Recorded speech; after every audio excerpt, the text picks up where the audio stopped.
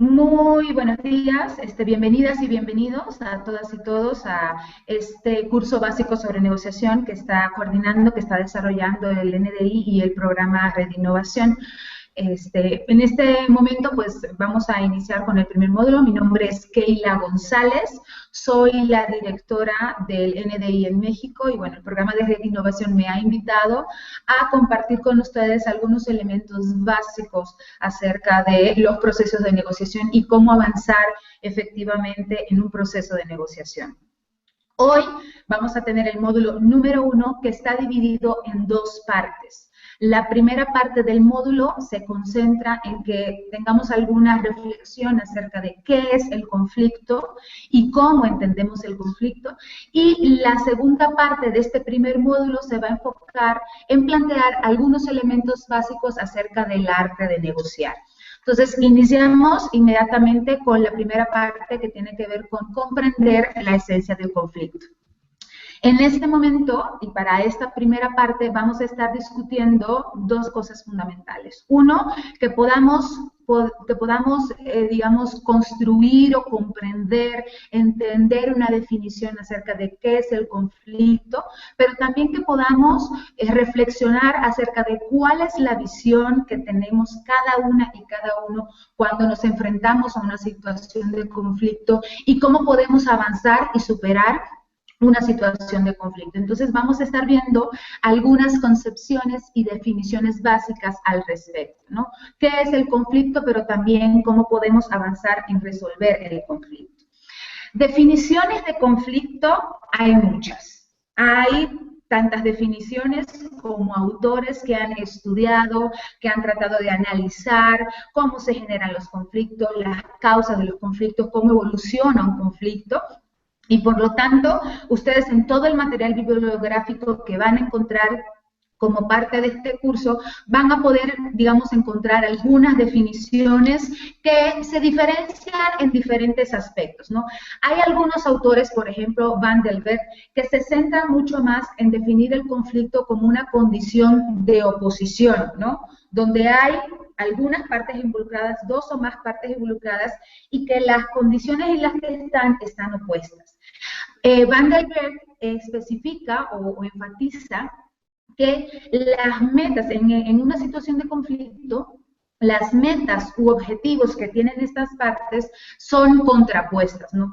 Hay otros autores, por ejemplo, Raven y Kruglansky, que definen el conflicto pensando en que es una situación de tensión entre dos o más entidades sociales, y lo interesante de esta definición es que ellos, digamos, definen el conflicto o vinculan el conflicto pensando en quiénes podrían estar involucrados en una situación de conflicto.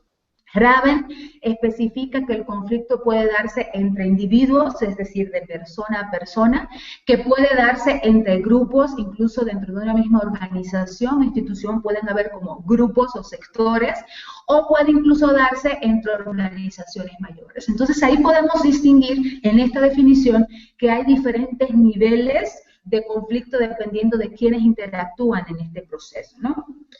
Hay otras también definiciones, por ejemplo la de Jesse Bernard, que es también de los autores más recomendados en este tema, y donde hace énfasis en que en el conflicto existen objetivos, fines o valores que son mutuamente incompatibles o que son exclusivos.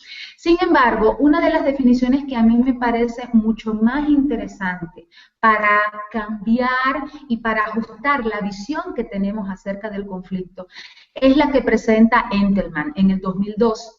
Porque Engelman define el conflicto como una relación social en la cual los objetivos de los miembros, dice, son incompatibles o así lo percibe, cuando menos alguna de las partes. Y este es un elemento clave.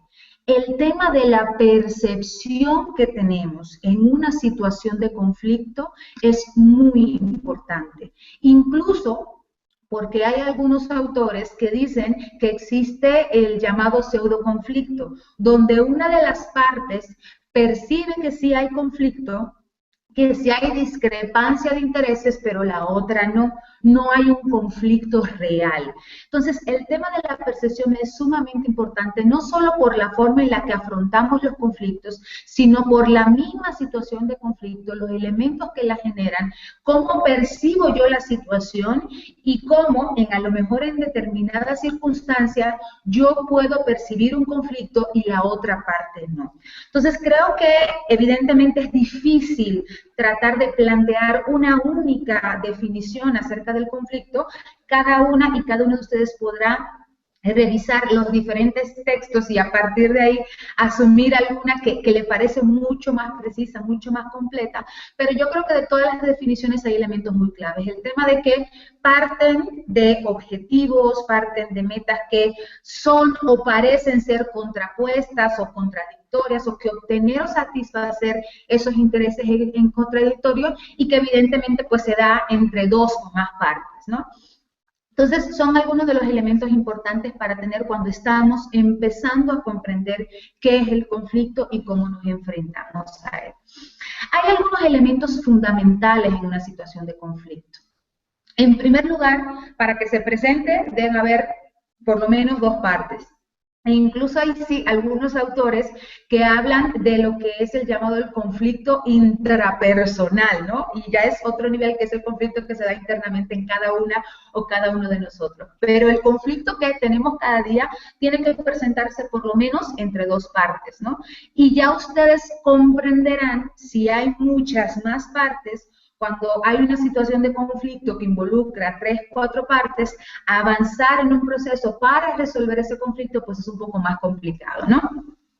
El conflicto debe darse por una escasez en algún recurso y esto aplica mucho a cuando hay algún tipo de competencia por algún recurso o algún bien, los conflictos que se generan. Un ejemplo claro son, por ejemplo, en el caso de los partidos políticos, cuando hay competencia por algún recurso monetario para implementar actividades, ¿no? Como a veces entre las diferentes instancias en un partido político, pues puede haber, digamos, como esta fricción de quién utiliza esos recursos, ¿no? O incluso cosas que vemos mucho en la región de América Latina, un conflicto, por ejemplo, cuando se da una fricción entre una empresa minera y la comunidad donde están las minas, ¿no? Hay un bien, un recurso que es, digamos, este recurso natural y puede darse una situación de conflicto sobre quién aprovecha y cómo se aprovecha ese recurso, ¿no? También en los conflictos se presenta la existencia de una relación en la cual cada parte percibe a la otra como un adversario. Y eso también es un elemento importante. Hay personas que enfrentan el conflicto de una forma mucho más dura, mucho más agresiva, mucho más competitiva. Y sí, en aras de poder avanzar a resolver el conflicto, hay que poder medir cuál es el grado que estamos dando, cómo estamos viendo al otro.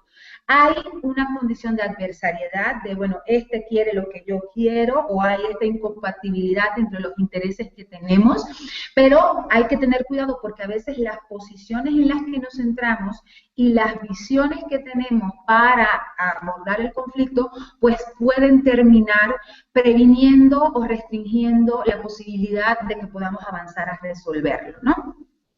También en el conflicto, cada parte piensa que su objetivo es incompatible con el objetivo de la otra parte. Y a lo largo del curso, en los siguientes módulos, vamos a poder ver que no siempre están así. Que a lo mejor inicialmente sí tenemos esta visión o esta convicción de que mis intereses y los intereses de la otra parte están contrapuestos, no hay posibilidad de que se acerquen, pero vamos a estar viendo algunas herramientas que nos van a ayudar a analizar con mucho más detalle cuáles son los intereses que tenemos en una situación de conflicto y cuáles son los intereses del otro y dónde hay posibilidad de avanzar para resolverlos, ¿no? También en los conflictos, digamos, el conflicto tiene una tendencia inherente a escalar con el tiempo. Y con eso es uno de los elementos que también hay que considerar. Los conflictos tienen lo que se llama una curva de evolución, donde el nivel de tensión, el nivel de molestia con la otra parte, si no se resuelve, va creciendo y donde si no se atiende a tiempo, podría llegar incluso a una situación de ruptura, de estancamiento. Entonces, tienden una curva donde la molestia, si no se resuelve la molestia, el cansancio, van aumentando. Hay que medir, digamos, cuándo atendemos el conflicto, cómo lo atendemos. Eso también depende de los estilos, de las condiciones, de las situaciones, pero hay que reconocer que la tendencia es que vaya escalando con el tiempo. Y también, por regla general, los conflictos tienen solución. Hay manera de avanzar si estamos ambas partes con la voluntad de trabajar, con la voluntad de resolver el conflicto. En general, tendrían manera de ser solucionados, ¿no? Hay diferentes mecanismos, hay diferentes aproximaciones para resolver el conflicto, pero eso implica incluso toda una serie de características y de condiciones para que éste pueda ser resuelto. El conflicto, lo primero que tenemos que tener claro es que el conflicto es inherente a la naturaleza humana. Somos seres humanos diferentes, somos hombres y mujeres diferentes, que pensamos de formas diferentes, que tenemos diferentes experiencias, diferentes vivencias, que nos movemos en diferentes contextos.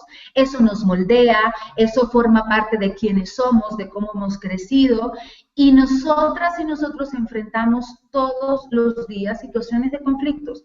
Hay algunos menores, por ejemplo, en las mañanas cuando discuto con mi hijo porque no se quiere levantar para alistarse, para salir a la escuela, hasta situaciones mucho más complejas, por ejemplo, cuando hay alguna diferencia de posiciones para definir o aprobar alguna ley, alguna iniciativa. Entonces, pero todas y todos enfrentamos situaciones o momentos de conflicto, y por lo tanto hacer algo inherente a la naturaleza humana, hacer algo que vivimos todos los días, tendríamos que poder aprender a manejarlos para que no terminen siendo situaciones destructivas. Me encanta la filosofía o la visión oriental acerca del conflicto. La palabra conflicto en mandarín está representada por dos caracteres. El primer carácter, la traducción es crisis o situación de peligro, ¿no? Se traduce como crisis o peligro. Pero el segundo carácter de la palabra conflicto en mandarín representa o quiere decir o es traducido como oportunidad. Es decir, que el conflicto podría, de acuerdo a cómo yo lo maneje, constituirse en una situación de crisis o peligro o incluso destrucción, o incluso podría ser una oportunidad. Es decir, que dependiendo de la visión que tenemos y la aproximación que asumimos para atender el conflicto, eso puede ayudarnos a que termine siendo una situación de crecimiento o de madurez. Los conflictos vienen acompañados con buenas y malas noticias, ¿sí? No todo es un escenario oscuro, y a veces cuando escuchamos conflicto, lo que hacemos es que de una vez decimos, esto va a terminar mal. No necesariamente. En una situación de conflicto o una situación de conflicto bien manejada, puede facilitar o puede promover los cambios sociales y organizacionales. Es decir, llega un momento donde se da una diferencia de posiciones, una insatisfacción a una situación, y eso puede generar un conflicto. Pero los grandes cambios sociales se han dado por situaciones de conflicto que han generado cambios estructurales, cambios en normas, cambios en procedimientos. Entonces, un conflicto bien manejado, bien canalizado, puede llegar a constituir un elemento que catalice o que genere cambios sociales u organizacionales. El conflicto también facilita la reconciliación entre los intereses legítimos de la gente. Es decir, partimos de que vemos necesidades insatisfechas, de que vemos intereses que no están cubiertos, incluso derechos que no están cubiertos, y por lo tanto es posible alinear la satisfacción de esos intereses individuales y personales, incluso con marcos y normas que ya están garantizando esos derechos y esos intereses. Entonces, permite esta reconciliación de estos intereses que son legítimos de la gente.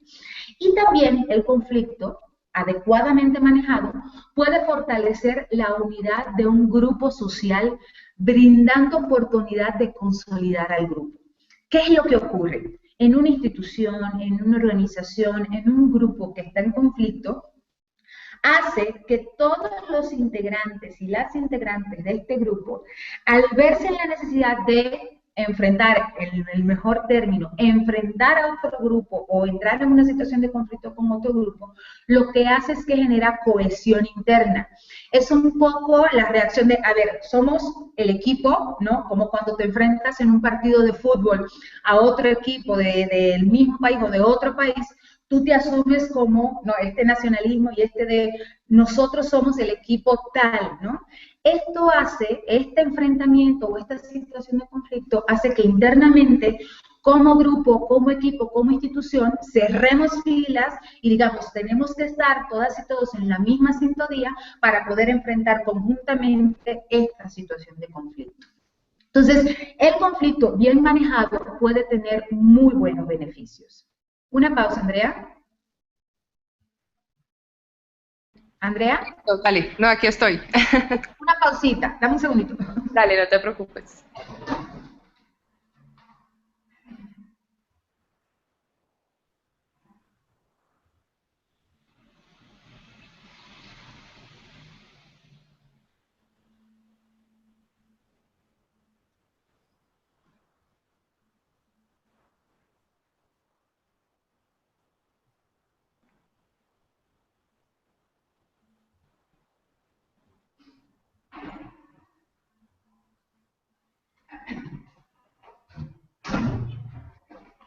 ¿Voy muy rápido? No, me parece que vas perfecto.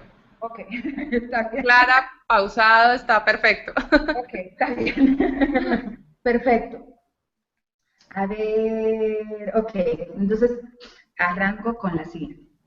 Dale. De la misma manera, el conflicto, cuando no lo manejamos adecuadamente, puede representar malas noticias. El conflicto puede escalar, particularmente cuando las partes mantienen una actitud hostil, una actitud de confrontación y donde incluso a veces se cierran en las posiciones en lo que están demandando, planteando e incluso asumen hasta posiciones personales, ¿no? Y una de las máximas cuando estás en un proceso para tratar de resolver un conflicto y específicamente en un proceso de negociación, es que tienes que ser duro con el problema, pero no con las personas. Y a veces hacer esta distinción de no personalizar la situación cuesta trabajo y es necesario avanzar, digamos, tener esto claro para poder avanzar hacia la resolución de algún tipo de conflicto, ¿no?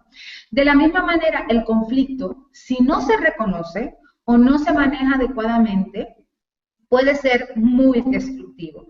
Destruye relaciones, destruye procesos, destruye vinculaciones, previene o limita el que puedan darse avances importantes.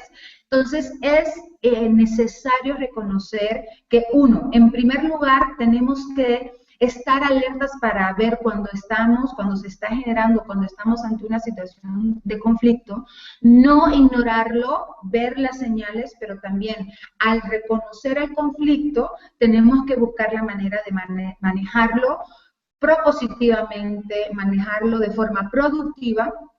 Y a veces eso requiere no solo contar con las habilidades y destrezas para poder interlocutar con el otro, sino hacer estos cambios de visiones y de percepciones acerca de la situación, buscar más información y tratar de que con esa información pues haya esta disposición para poder resolver el conflicto. Entonces, hay dos elementos muy importantes. Uno, aprender a manejarlo, pero lo primero es que tienes que reconocerlo. No puedes ignorar el conflicto porque se sigue gestando, se sigue desarrollando, así como un vaso, se sigue llenando poco a poco hasta llega un momento en que desborda, rebasa, y a veces el dejarlo que escale, tratar de resolverlo a ese nivel es mucho más complejo, mucho más difícil. Entonces, pensemos otra vez en esta idea. El conflicto pudiera ser, dependiendo de cómo lo manejemos, un momento, un proceso de crisis y peligro, o podría constituirse en una oportunidad de cambio y de crecimiento. Tenemos que tener en cuenta que hay riesgos, hay consecuencias de tratar de suprimir el conflicto, es decir, asumir esta posición de evasión, decir no, no existe problema, no existe ninguna situación conflictiva, pues tiene elementos negativos, ¿no? Primero, si no se reconoce o si no se maneja adecuadamente, puede escalar hasta destruir una sociedad, ¿no? Puede impulsar una toma de decisiones prematura o adoptar medidas y acciones que no favorezcan a nadie. Es decir, pensar que vamos a resolver un conflicto de un día para otro es difícil. Esto ocurre, por ejemplo, en el caso de mi hijo que no se quiere levantar, ahí yo asumo una posición de autoridad y sí, párese. Pero en situaciones, por ejemplo, conflictos que pueden darse dentro de organizaciones, en partidos políticos, en instituciones, en procesos de diálogo incluso, tiene que ser con base en información, pero también tenemos que tener en cuenta que si simplemente lo ignoramos, terminamos tomando decisiones que a lo mejor no son las mejores decisiones para nosotras y nosotros, para nuestros grupos o para nuestras organizaciones o instituciones. Entonces, el ignorarlo, el suprimirlo, el no atenderlo, puede implicar que terminamos tomando decisiones equivocadas y que van a terminar en el corto, mediano o largo plazo siendo, digamos, en detrimento nuestro y de lo que queremos alcanzar. De la misma manera, el suprimir el conflicto evita que la atención se concentre en la identificación de las causas del problema y nos concentramos más en las consecuencias y en las manifestaciones. Muchas veces cuando estamos en una situación de conflicto, nos centramos más en lo que el otro me está demandando y en lo que el otro quiere y no pensamos en por qué el otro está demandando eso que está demandando. Cuando queremos abordar efectivamente una situación de conflicto y avanzar en resolverlo, no tenemos solo que ver es el presente y lo que se quiere. No tenemos solamente que ver qué es lo que me están pidiendo o qué es lo que se está poniendo sobre la mesa. Tenemos que ir hacia atrás. Tenemos que tratar de identificar cuáles son las causas que generaron ese conflicto. ¿Cuáles fueron los antecedentes? ¿Qué fue lo que ocurrió? ¿Cuáles son los intereses o las demandas o las necesidades que no están siendo satisfechas?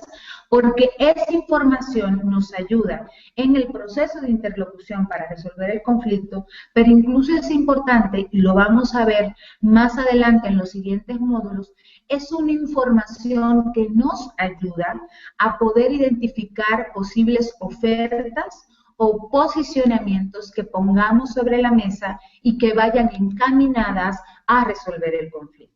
Entonces, tenemos que tener eso claro. No solo nos concentremos en las consecuencias o en cómo se está manifestando una situación de conflicto, sino que vayamos hacia atrás y tratemos de decir por qué. ¿Por qué esto se generó? ¿Qué fue lo que no atendimos a tiempo o no se discutió a tiempo o no se resolvió a tiempo y que terminó generando una situación de conflicto? Tenemos que tener esto muy claro porque son de las cosas que vamos a tener que sopesar al momento de decidir lo atiendo o no lo atiendo y en qué momento lo puedo hacer. Entonces, esto, digamos, son como algunos elementos generales acerca de qué es el conflicto. La idea central de esta primera parte es precisamente cómo atendemos el conflicto, pero desde qué visión lo hacemos. Yo diría que para resumir esta primera parte de este primer módulo, quedémonos con una idea. El conflicto pudiera ser una situación de crisis, de peligro o una situación de oportunidad, dependiendo de cómo manejamos nosotras y nosotros esa situación de conflicto. Entonces, lo que tenemos que tener en cuenta es que si nosotros no atendemos las causas, si nosotros no analizamos las causas del conflicto y nos concentramos solamente en las manifestaciones y en las consecuencias mucho más visibles, pues evidentemente vamos a tener mucho menos información que nos permita avanzar a esta discusión y a tratar de resolver el conflicto. El conflicto como tal, y también van a encontrar diferentes autores que van a tratar de explicar cuál es el ciclo o cómo evoluciona una situación de conflictos. Hay tres momentos claves, digamos, si quisiéramos resumir, algunos, digamos, plantean muchísimos más pasos o momentos, pero hay tres momentos claves en una situación de conflicto. Es decir, un conflicto si no lo atendemos, pues puede llegar a lo que llamamos la escalada, que es cuando va creciendo el conflicto. Y en esta situación, pues el tema del poder y de cómo el poder se ejerce en esta escalada, cuando se pone mucho más duro, mucho más fuerte, es un elemento importante. Cuando yo estoy en una posición que me asumo con mucho más poder de decisión, de imponer que el otro, eso incluso puede llevarme a asumir un estilo para negociar mucho más competitivo y mucho más duro, ¿no? Llega un momento, bien atendido el conflicto, donde se da la desescalada del conflicto, ¿no? Donde el conflicto cede, donde el conflicto, digamos, empieza a ser resuelto. ¿Por qué? Porque las partes involucradas son capaces de avanzar a partir de los intereses que van viendo mutuamente, donde yo voy empezando a comprender tus intereses, mis intereses, y donde hay algún nivel de complementariedad en esos intereses, pero también donde reconozco intereses que están, digamos, contrapuestos o que están de forma, son competitivos, ¿no? Pero otra vez, si el conflicto no lo manejo bien, puede llegar incluso a un nivel de estancamiento. Y un nivel de estancamiento es donde se rompió la discusión, se rompió el diálogo, se rompió la interlocución, nos paramos todos de la mesa. Entonces, y ahí, pues evidentemente incluso llega un momento donde la posición que se asume tiene que ver con las garantías de mis derechos, donde hasta yo veo que no importa cuánto dialoguemos, yo entiendo que tú no estás dispuesto o dispuesta a satisfacer mis derechos, ¿no? Entonces, tenemos que tener en cuenta todos estos posibles momentos. Otra vez, en la bibliografía que se les va a compartir, seguro van a encontrar algunos autores que hablan incluso acerca de una curva de evolución del conflicto, que pasa desde la manifestación y digamos, estas primeras señales del conflicto hasta un momento de estancamiento, de ruptura, y donde la molestia e incluso hasta el enojo con la otra parte es lo que va definiendo el que no se pueda avanzar en esa situación. Para responder al conflicto hay n número de formas. Hay diferentes aproximaciones para resolver el conflicto, pero también hay estilos en los que cada una y cada uno de nosotros enfrentamos el conflicto, ¿no? Y esto tiene que ver mucho incluso con nuestra personalidad, tiene que ver con el trasfondo que tenemos, las habilidades que tenemos, y hay diferentes formas de responder a ellos. Hay personas que asumen una posición mucho más confrontativa, y es lo que se le llama el estilo competitivo, donde lo que hay es una competencia y donde incluso la posición es un poco de yo gano todo y tú pierdes todo, ¿no? Hay algunas estrategias, algunas personas que asumen un estilo que cede, ¿no? Que es más de ceder y que implica que yo me amoldo a los intereses y a lo que la otra parte quisiera obtener, ¿no? Hay algunos estilos que van mucho más enfocados en cómo resolvemos el problema y que tiene que ver con una posición mucho más cooperativa. ¿Cómo avanzamos a resolver el problema, a resolver el conflicto de forma tal que pues salgamos ambos satisfechas o satisfechos, ¿no? Hay algunos que asumen una posición más de retirarse, de decir, puedo avanzar, pero no, retiro mis posiciones, y en ese sentido, pues me salgo del proceso, evito el diálogo del proceso. Y hay otros estilos que tienen que ver mucho más con lo de evadir, con lo de no reconocer, y esto tiene que ver con la visión o la concepción o la convicción de que involucrarme en resolver el conflicto me genera más pérdidas que ganancias, donde yo asumo que evitar el conflicto, pierdo más evitando el conflicto que metiéndome a resolverlo o que insertándome en un proceso de diálogo para resolverlo. Son estilos, son formas, hay incluso test que existen. Hay un test de unos autores de un autor que se llama Killman, donde incluso ustedes individualmente pueden contestar toda una serie de preguntas y tratar de identificar su propio estilo para enfrentar las situaciones conflictivas. Me parece que esto es importante porque esto nos dice mucho acerca de cómo estamos, de cómo enfrentamos el conflicto y de incluso qué habilidades son necesarias que desarrollemos cada una y cada uno para poder enfrentar mejor situaciones de conflicto. Este es un test que lo van a encontrar ustedes en la bibliografía del curso. Les recomiendo que lo puedan tomar porque también es un poco verse a ustedes mismas y a ustedes mismos. A veces pensamos que somos muy duros o muy duras, que somos muy competitivas o competitivos a enfrentar situaciones de conflicto y capaz que no lo somos. Entonces, esa información les queda ahí. Les recomiendo que puedan hacer este test, que sean una de las cosas que les sirva para analizar cómo ustedes enfrentan el conflicto e incluso una guía sobre qué cosas tienen que mejorar para manejar mejor conflictos.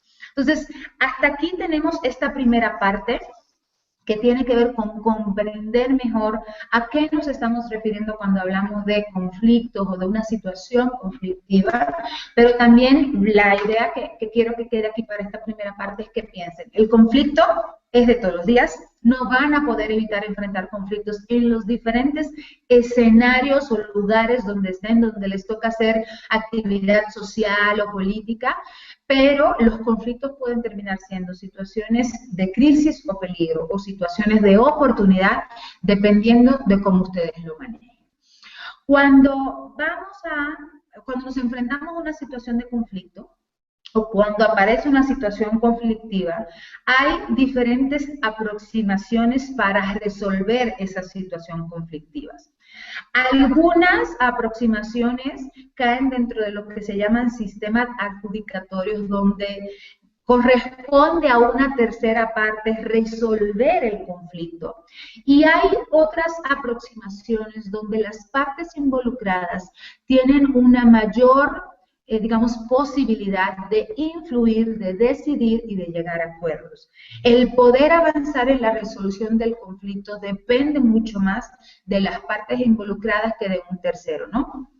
Y entonces tenemos, dentro de la parte adjudicatoria, tenemos, por ejemplo, lo de los juicios, situaciones de conflicto que se resuelven por juicios, hasta digamos, el modelo de la negociación, que es una de las aproximaciones para resolver situaciones de conflicto. No es la única. Desde aquí te vas moviendo hacia la mediación, hacia el arbitraje, procesos un poco más complejos, pero es en la negociación donde las partes pueden decidir por sí mismas y pueden entrar en un proceso de diálogo para atender esa situación de conflicto. Para esta segunda parte, precisamente vamos a empezar a discutir estas bases y empezar a conocer estas ideas generales para comprender el arte de la negociación, porque sí es un arte y que requiere muchísima práctica. Para esta segunda parte del módulo número 1, vamos a discutir algunas cosas. En primer lugar, vamos a tratar de presentar algunas ideas sobre qué es negociar, qué entendemos por negociación. Vamos a plantear algunos elementos fundamentales de la negociación, cuáles son las características de un proceso de negociación, pero también cuáles son las condiciones. Es decir, los procesos de negociaciones tienen ciertos elementos que lo identifican, pero también para poder avanzar en una negociación efectiva o en un proceso de diálogo para una negociación, pues es necesario tener algunas condiciones básicas para que esto avance. Y también vamos a reflexionar un poco acerca de ¿por qué nos beneficia negociar? ¿Qué sentido tiene negociar? Y esa es una pregunta absolutamente válida. Y vamos a ver cómo en qué momentos puedo ir yo avanzando hacia un proceso de negociación u otro, pero con base en información. Lo primero es tratar de entender qué es negociación. Y al igual que con conflicto, es difícil definir negociación. O, mejor dicho, es difícil que nos pongamos de acuerdo sobre una definición de qué entendemos negociación. Porque definiciones de negociación, tantos autores especialistas en el tema van a encontrar. Aquí nosotros compartimos algunas definiciones que nos parecen interesantes. En primer lugar, digamos, algunos definen la negociación es uno de los aspectos cotidianos de la vida y aún más de la política. Otra vez, al igual que el conflicto, vamos a estar negociando en el número de cosas y lo hacemos en el día con día. Desde un asunto meramente personal, por ejemplo, cuando les toca negociar su salario con o negociar algún ascenso o alguna promoción con sus jefes o con sus superiores, hasta otra vez cuando entramos en procesos mucho más complejos de política y donde hay la posibilidad de negociación entre partidos políticos o dentro de grupos en un partido político o incluso procesos de negociación para construcción de alianzas. Son procesos complejos, cada proceso tiene tu nivel de complejidad y más cuando tienes muchos actores, ¿no? Pero es un proceso cotidiano y tenemos que tenerlo en cuenta.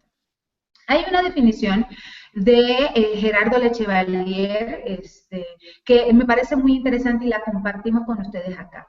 Él decía que negociar es lo que ocurre cuando dos partes tienen intereses en conflicto, pero también tienen una zona de conveniencia mutua donde la diferencia puede resolverse. Y en esta definición hay elementos muy importantes. Uno, donde dos o más partes, intereses en conflicto, pero aquí está la clave. Debe existir una zona, también hay una zona donde puede haber una conveniencia mutua, donde los intereses de una parte y los míos pueden tener algún nivel de compatibilidad o algún nivel de relación. Compartimos algunas otras definiciones con ustedes acerca de cómo diferentes autores visualizan la negociación. Por ejemplo, Francisco Díez, y aquí yo enfatizo, hace el énfasis en que es un proceso de comunicación, y ese es un elemento importante. Para que un proceso de negociación avance, tiene que darse algún nivel de interlocución y de comunicación entre las partes, ¿no? Entonces, aquí de la definición de Francisco Díez enfatiza esa parte de que lo visualiza como un proceso de comunicación.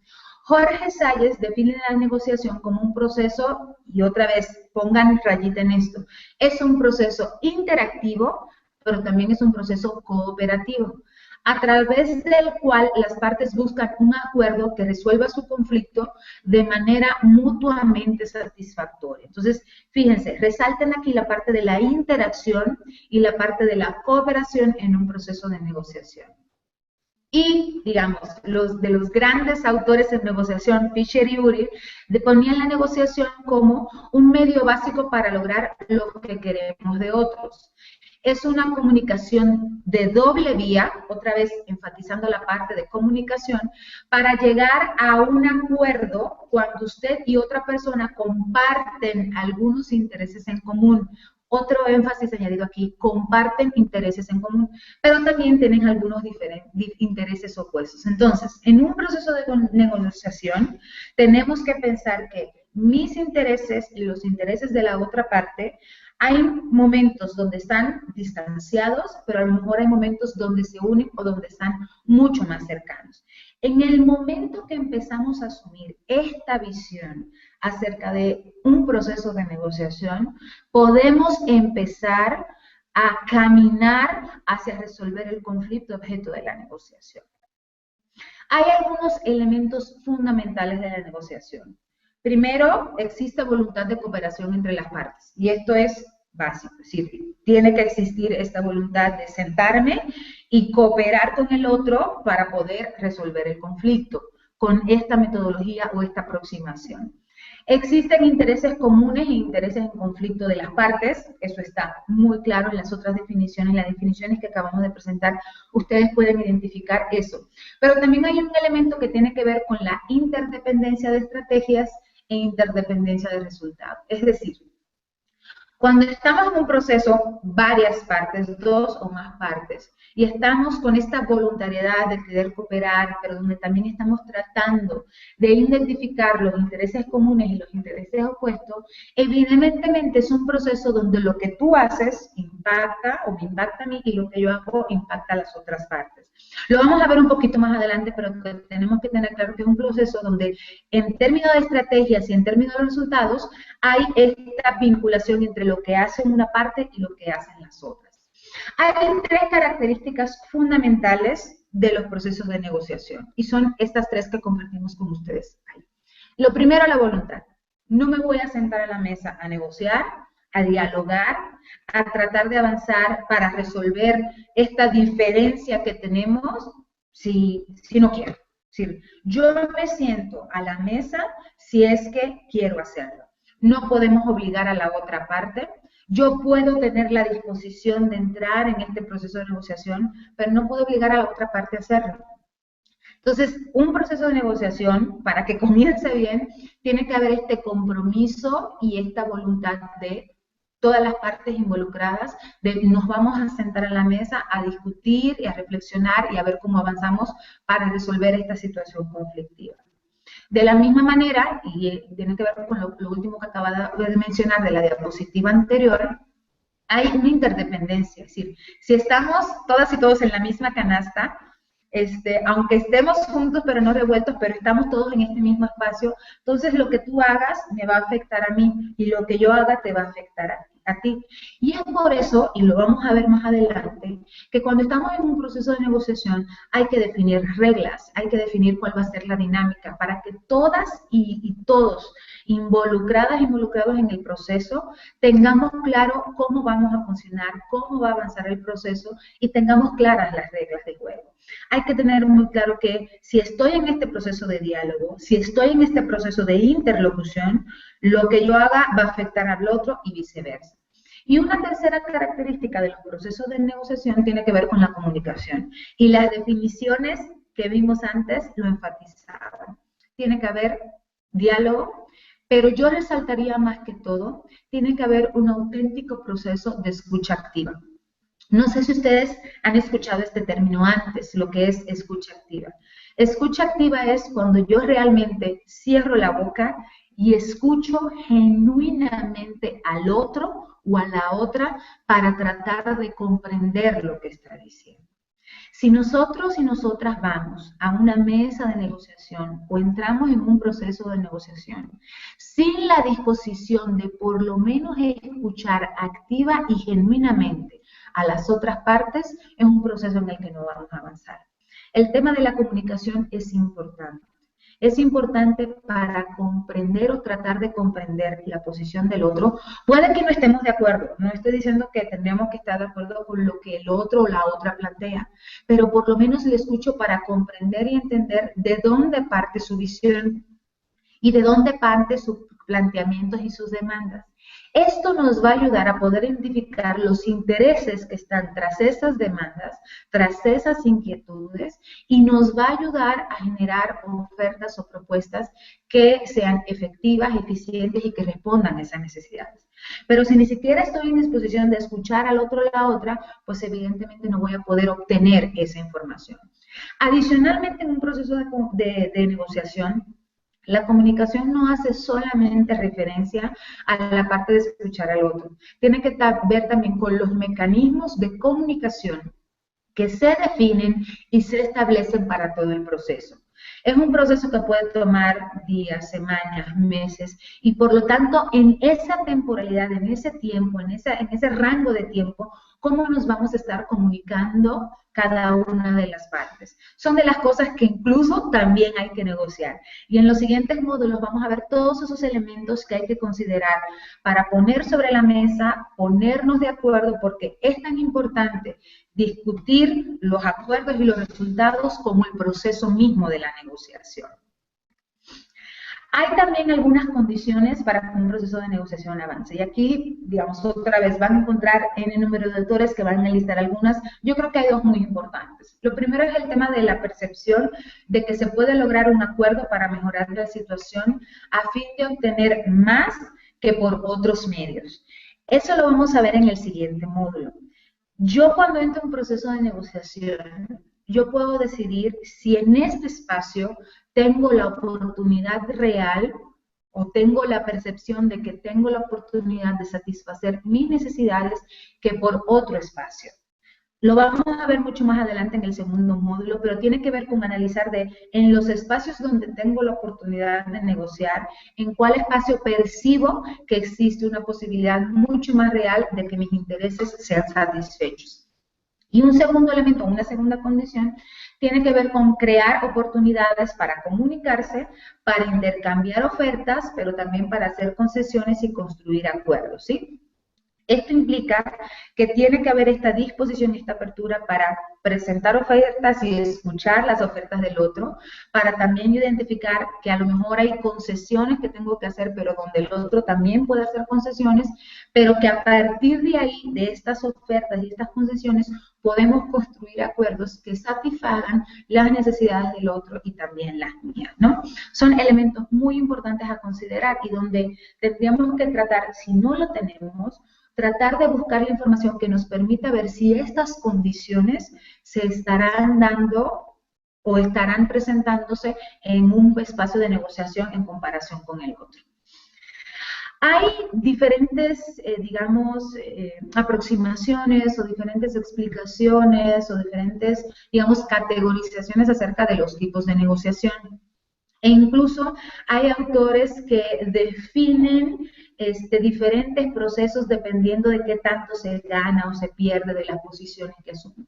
En este caso quisiéramos plantear a ustedes dos modelos bien distintivos, bien característicos de tipos de negociación. Una primera aproximación, un primer tipo tiene que ver el tipo, lo que llamamos la negociación adversarial. Esta se fundamenta en objetivos opuestos y suele generar, en primer lugar, desconfianza. Como asume una posición muy competitiva y a veces hasta agresiva, pues genera desconfianza mutua, provoca fricciones, ¿no? Y donde otra vez a veces llegamos a personalizar las discusiones en vez de mantenerlas en torno a los problemas, donde se genera una energía negativa y donde hay hasta poco disposición de sentarse a la mesa a dialogar e incluso pueden llegar a generar heridas o resentimientos por la misma forma en la que se maneja. Por el contrario, hay otro tipo de negociación que es lo que se le llama la negociación no adversarial y a partir de este modelo lo que hace es que se exploran los objetivos comunes y esta usualmente promueve primero confianza recíproca, es decir, estamos en un proceso de discusión, un proceso de reflexión, un proceso de diálogo a partir de los intereses o de los objetivos comunes y entonces se empieza a generar esta parte de confianza mutua, ¿no? Genera armonía, genera sentimientos positivos, pero también da la posibilidad de generar sinergias. Porque al momento de ver cuáles objetivos o intereses comunes tengo yo con la parte, si vemos que tenemos intereses similares o que son muy complementarios, podemos incluso hasta avanzar conjuntamente para obtener y conseguir esos objetivos y esos intereses frente a otros actores o a otras personas, ¿no? Entonces son dos tipos muy distintivos, muy claros, muy diferenciados de manejar la negociación o de desarrollar un proceso de negociación, ¿no? Entonces, estos son, digamos, los tipos de negociación más comunes que vamos a encontrar. También está el tema de, en la negociación adversarial, la filosofía subyacente es que yo gano y tú pierdes. Y es un poco lo que muchos autores denominan como la negociación suma cero, donde yo gano todo y la otra parte pierde todo. Pero en la negociación, el tipo de negociación no adversarial, la filosofía subyacente es que tú ganas, yo gano, si yo gano, tú ganas y todos podemos ganar. Y es un poco la aproximación que los autores definen como ganar-ganar. Es decir, es donde hay una posibilidad de que tanto yo como la otra parte o las otras partes puedan resultar satisfechas del proceso de negociación.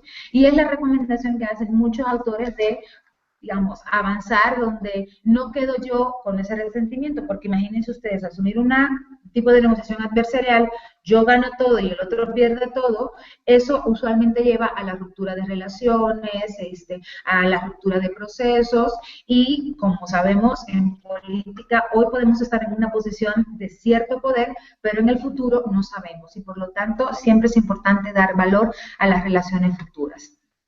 En términos a por qué tenemos que negociar y tiene que ver por hacer, qué beneficios hay, qué gano yo entrando en un proceso que puede ser tortuoso, que puede ser difícil, que puede requerirme mucho tiempo, la negociación tiene sus beneficios y son de las cosas que tenemos que ponderar al momento de decidir si negociamos o no, que es una pregunta absolutamente válida. Lo primero es que un proceso de negociación bien encaminado, bien desarrollado, nos permite obtener resultados concretos, no a ellos, sino porque podemos discutir y llegar a acuerdos sobre cosas concretas que entendemos satisfacen nuestros intereses. En segundo lugar, permite fortalecer intercambios positivos. A veces en un proceso de negociación no necesariamente obtenemos todo lo que quisiéramos, pero puede ser, digamos, posible o puede facilitar el que establezcamos relaciones y vinculaciones nuevas que antes no teníamos contempladas. También la negociación nos permite construir consensos y en la práctica pues construir las habilidades o desarrollar las habilidades para construir consensos, pero también alcanzar soluciones ganar-ganar. La otra parte gana, yo también gano y nos ayuda a mantener una relación de colaboración que puede ser en el futuro también necesaria y productiva. Y finalmente, con la negociación, pues podría resultar en relaciones de mayor confianza y de mayor cooperación. Ojo, esto no quiere decir, y ahí hay que ser absolutamente realistas, no quiere decir que si avanzamos exitosamente en un proceso de negociación con ciertos actores, en el futuro, este primer proceso va a ser garantía de que en el futuro, en futuros procesos de negociación, vamos a poder tener los mismos éxitos. Ningún proceso de negociación es similar a otro, aun cuando nos toque desarrollarlo con los mismos actores. ¿Por qué? Porque los actores cambian, los intereses en cierto momento pueden variar, porque las instituciones cambian, porque las prioridades cambian y porque los contextos cambian.